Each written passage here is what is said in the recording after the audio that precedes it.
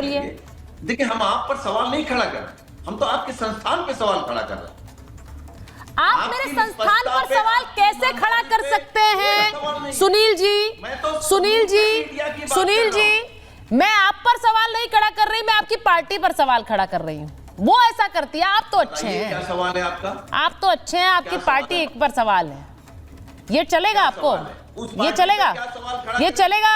Party ने मोदी सरकार को घुटने नहीं, ये चलेगा आपको तो ठीक है। फिर ये अगर आपको चलेगा कि आप ठीक है लेकिन आपकी पार्टी पर मैं सवाल उठाती हूँ तो फिर ठीक है, फिर आपकी बात भी मान लेती हूँ, बढ़िया है। फिर मुझ पर सवाल मत उठाइए, संस्थान पर उठाइए।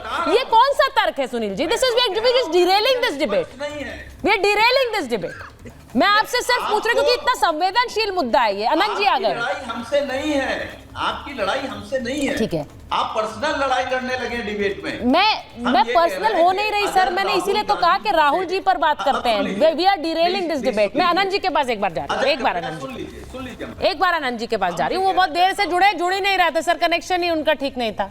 क्या आनंद जी आपका कनेक्शन ठीक नहीं था आज के दिन? इतनी इंपॉर्टेंट डिबेट चल रही है इस वक्त। आनंद जी, मैं आपसे एक सवाल पूछ रही हूँ।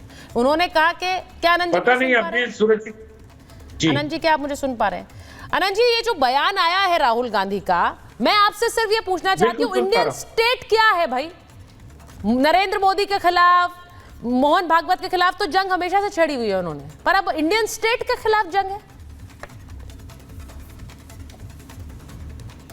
ये क्या होता है, कई बार उत्साह में जब होते हैं लोग और कुछ बोलने के समय बिना विचार किए हुए बोलते हैं तो ऐसी बातें निकल आती हैं सामने। मुझे लगता है कि राहुल जी का ये बयान बहुत ही जुवेनाइल पॉलिटिकल बयान है, क्योंकि वो इंडियन स्टेट के बारे में बात करने लगे। वो होता है ना, जब वो कई बार ये भाजपा के नेता बोलते भी रहे पहले कि वो भारतीय जनता पार्टी की आलोचना करते करते देश की आलोचना करने लग जाते हैं। अभी जो संघ प्रमुख के बारे में उन्होंने बयान दिया निहायत आपत्तिजनक है।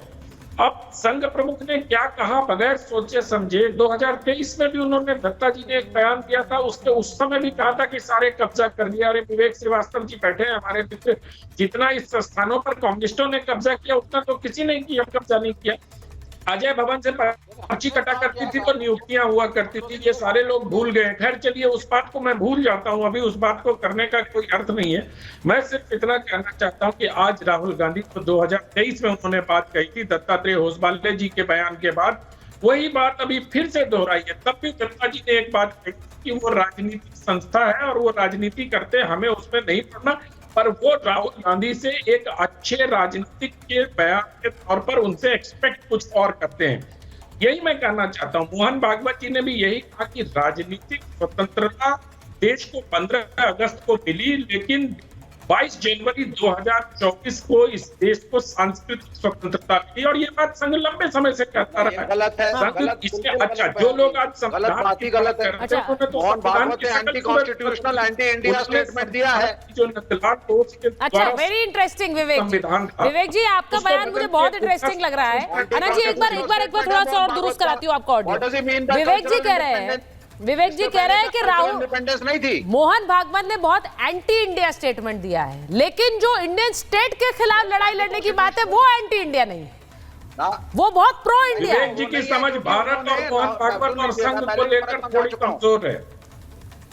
कुछ नहीं है। मोहन भागवत होते कौन है बोलने वाले कि इस देश में कल्चरल इंडिपेंडेंस नहीं थी? होश मोहन भागवत 1947 से आज तक इस देश के अंदर कल्चरल इंडिपेंडेंस नहीं थी। हिंदू की पूजा नहीं कर रहा था, मुसलमान नमाज नहीं कर रहा था। Who's मोहन भागवत टू से दिस? इस देश के आप कॉन्स्टिट्यूशन के ऊपर हमला करेंगे? मोहन भागवत के बयान पर प्रेम शुक्ला जी से जवाब लेती हूँ। प्रेम शुक्ला जी बोलिए।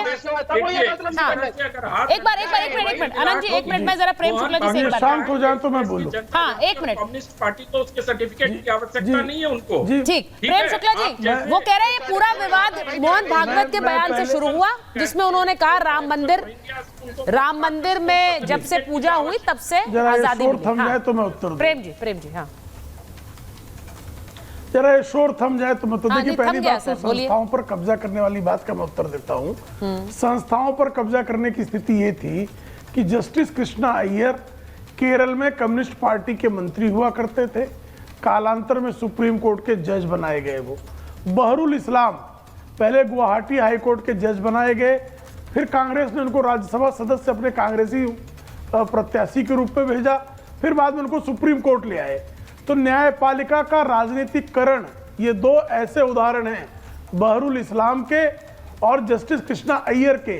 कम्युनिस्ट व्यक्ति को इसलिए सुप्रीम कोर्ट लाया गया ताकि जो है कम्युनिज्म को न्यायपालिका पर लादा जा सके।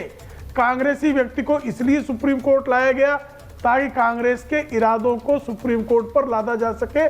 और जो है उन्होंने पहले से कमिटेड जुडिशरी, इस देश में किसी ने कमिट करने का प्रयास किया तो कांग्रेस पार्टी थी और उसको सहयोग जो है कम्युनिस्ट पार्टी ने दिया। हाँ। दूसरी बात, पूजनी मोहन राव भागवत के बयान की जो बात है, तो पूजनी भागवत जी ने बहुत स्पष्टता से कहा है, सांस्कृतिक स्वतंत्रता। जब आपके यहाँ प्रभु रामचंद्र जी जो इस देश के संवैधानिक पुस्तकों के संविधान के प्रथम पृष्ठ पर जब उनका चित्र बनता है, यानी भारत के मर्यादा पुरुषोत्तम हैं, जब उनके जन्म स्थान पर आक्रांता बाबर की सड़ी हुई वास्तु खड़ी होती है तो वह सांस्कृतिक औपनिवेशिक गुलामी का प्रतीक है। उस गुलामी के प्रतीक को 6 दिसंबर 1992 को इस देश के राम भक्तों ने तोड़कर फेंक दिया, ध्वस्त कर दिया। और वहां भव्य दिव्य राम मंदिर का निर्माण सांस्कृतिक स्वतंत्रता की हुंकार का प्रतीक है। इसमें किसी को बुरा लगता हो लगता रहे, कोई विवेक श्रीवास्तव जैसा अहरा गहरा नत्थु कह रहा, पूजनी भागवत जी के बारे में पूछ ले, हुई मोहन राव भागवत, तुम जैसे अहरे गहरे नत्थु कह रहे थे, बहुत बड़े व्यक्ति हैं, लाखों स्वयंसेवक जिनके एक इशारे पर जो है राष्ट्र के लिए जीवन रिक्वेस्ट है मेरी, वो मेरे मेहमान है, ऐसे व्यक्ति हैं वो मेरे मेहमान है, उनका एक अपना मत है। मैं आपसे बस दरख्वास्त कर रही हूँ सर। पूछा कैसे इसकी औकात? नहीं मुझे लगता है इसकी औकात कैसे हुई, इसकी औकात कैसे? अरे सर प्रेम जी औकात जैसे शब्दों पर मत आया करिए सर, मेरी रिक्वेस्ट है आपसे। सब मेरे मेहमान हैं और मैं अपने मेहमानों का सम्मान करती हूँ, आप सब मेरे मेहमान हैं। मुझे बस ये लगता है अपनी अपनी भाषा की मर्यादा आप लोग खुद रखें, सम्मान मैं हर बार नहीं बता सकती हूँ।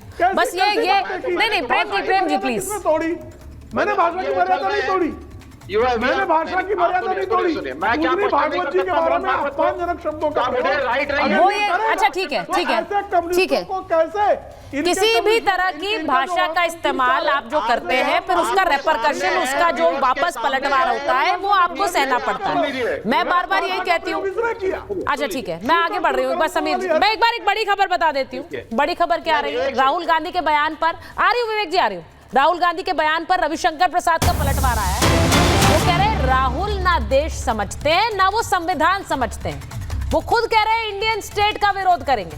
राहुल गांधी माओवादी भाषा बोलते हैं, राहुल को पढ़ाने वाले भी माओवादी हैं। और इससे पहले जॉर्ज सोरोस वाला एक बयान आ चुका है। पहले जॉर्ज सोरोस की किताब से ये बयान आया है, ऐसा बीजेपी पहले भी कह चुकी है। अब माओवादी वाला ये हमला आ रहा है। मैं सीधा ये पूछ रही हूँ, विवेक जी आपके पास आ रही हूँ, ये हम लोग क्यों कहते हैं आतंकवादी माओवादी? क्यों कहते हैं माओवादी आतंकवादी? क्या करते हैं ऐसा? देश के खिलाफ जंग लड़ते हैं ना। विवेक जी का ऑडियो क्यों नहीं आ रहा? राहुल गांधी को माओवादी कहना चाहती हैं? क्या ये सही है? मैंने नहीं कहा, मैंने नहीं कहा है, मैंने सवाल पूछा है। मैंने आपसे सवाल पूछा कि माओवादी और आतंकवादी क्यों कहते हैं हम, क्या करते हैं वो ऐसा? आप सुनिए ना, सुन लीजिए ना एक minute. In a free country आप आतंक देखिए। इन अ फ्री कंट्री मैं मोहन भागवत पे प्रश्न नहीं उठा सकता। मैं मोहन भागवत पे ने अगर कुछ ऐसा कहा है जो मेरे हिसाब से अनकॉन्स्टिट्यूशनल है तो मैं बोल नहीं सकता। आप देखिए किस तरीके का आतंक यहाँ नेशनल टीवी पे दिख रहा है और फिर आप कह रही है कि साहब क्या होता होगा बाहर। तो ये है ना, this is the freedom of expression the संघ इज फॉलोइंग। ये डिस्कशन के लिए ओपन नहीं है। गाली गलौज लड़ाई झगड़ा लॉजिक से बोल नहीं सकते। मैं कह रहा हूं जब इस देश के अंदर सांस्कृतिक गाली गलौज आपकी भाषा है थी। देखिए मैं इसको बड़ा क्लियर कर दूं।